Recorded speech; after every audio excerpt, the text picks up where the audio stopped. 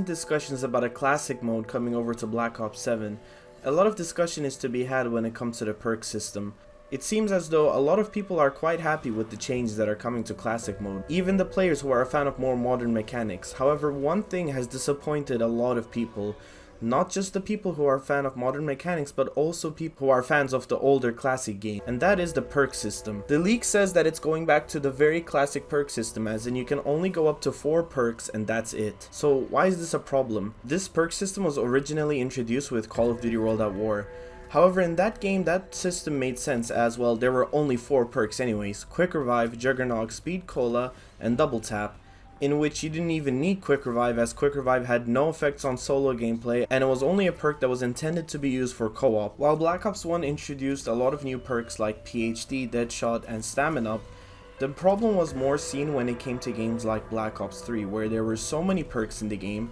People started having trouble on which perks they wanted to use in their game. There were many great perks, for example Widow's Wine. However, the average player would struggle on picking which perks to use, because there was only a 4 perk limit, meaning that they would only pick up the same 4 perks pretty much every game. This forced players to resort to gobblegums such as Soda Fountain if they wanted to get more than 4 perks.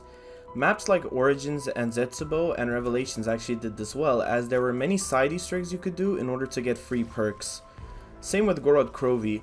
If you were to beat Gorod Krovi's Easter egg every single game, you are not only just rewarded with all the perks, but those perks remain permanently, as in if you down and you get revived, you still have those perks and you just need to go buy Quick Revive back either from the Wonder Fizz or from the perk machine. This was a great system because you could get all the perks basically almost for free, and it forced you to explore the map and learn a bit of the side Easter eggs that the map has to offer. It also forced the developers to add more content to the maps, as they needed to find a way to give you extra perks. But this system still carried a problem. Not every single map offers this kind of gameplay experience. And what if you simply don't want to learn the side Easter eggs, or the map just came out and you don't know any of the side Easter eggs and you have to wait for a YouTube video? Then what? Not only are you limited to 4 perks, the 4 perks you get are usually the same perks every game: Juggernog, Quick Revive, Speed Cola, and then probably Double Tap or Stamina Up depending on player preference. Jason Blundell, whether you love him or hate him, did recognize this as an issue, and it is an actual issue. With the 4 perk limit, you only end up getting the 4 OP perks, the 4 perks you can't do without. And he wanted to fix this with Black Ops 4. So what he did was he brought the Black Ops 4 perk system, which has a lot of lovers but it also has a lot of haters. What exactly is the Black Ops 4 perk system? Well, it's simple. All the crutch perks are just game mechanic. For example, the replacement for Juggernog is your health. Now you have the same amount of health Juggernog would usually give you. Speed Cola, if you get all 4 perks, you get the ability of Speed Cola.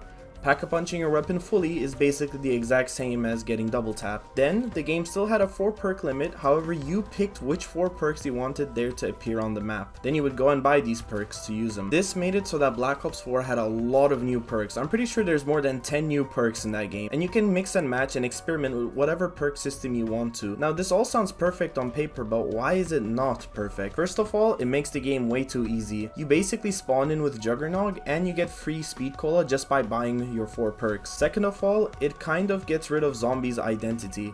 By picking which 4 perks you want there to be on the map doesn't have any exclusive perks, or the perk machines are just simply not there. And then perk machines that are beloved, for example Juggernog, are just missing in the game. And another problem is that you pick the perks in the main menu, and a lot of people dislike the idea of out-of-game progression. You can't pick your perks in-game, and you can't switch them as easily in-game unless you have your perk literally set as Secret Sauce, which is just random perk. What if you wanted Winter's Well in the beginning of the game, then you wanted to switch that perk? You don't really have that option on Black Ops 4, unless you picked Secret Sauce and you got Winter's Well from that. So what system did Cold War bring alongside with Black Ops 6 in order to fix this problem? Now there's no perk limit. You can get every single perk that's in the game. Perfect, right? This fixes almost every single issue. No, it really doesn't, and in fact it brings new problems. First of all, it doesn't fix the issue of crutch perks. While yes, now you're no longer limited to only your crutch perks, at the end of the day, the first 4 perks you get are usually the first 4 perks you get in every single game. I mean, take a look at the 4 perks I'm using right now in this gameplay: Quick Revive, Jug, PhD, and Speed Cola. The rest of the perks I usually get when I have enough points by just going to the Wonder Fizz machine. This not only devalues the perk machines themselves, but it also just brings back the same problem with crutch perks that the old perk system had. Second of all, the way the perks are priced are a big problem, especially in the new point system. The way it works now is that your first perk costs 2,500 points, and then every single perk increases by 500 points with each purchase. It's okay when you buy the perks the first time, but if you down, you're kinda screwed because the amount of points you need to buy back all your perks is so much. For a game that's meant to be keeping you as overpowered as possible, you are quite literally screwed if you down. While the same thing can be said for the older games, at least you can afford to buy the perks and then still have points to pay for whatever else. And with the point system on Black Ops 6, you not only already have a low amount of points, but you also have to deal with having to pay for ammo and having to pay for armor and having to pay for other stuff as well. In an ideal world, the best system in my opinion we've had so far is the 4 perk limit, however with Easter eggs that we can do in order to get all the perks alongside the Easter egg quest itself, giving you a permanent perkaholic. But it doesn't get rid of the biggest problem, crutch perks. Even on Black Ops 4 when they tried getting rid of crutch perks, there still was a perk meta. Perks like Dying Wish and Winter's Well, Victorious Tortoise were basically perks you had to bring every single game in, especially if you're doing the Easter egg. That's basically it guys. I think we should come up with our own perk system and maybe Treyarch will listen to us. I doubt it, but you know, it's worth a try.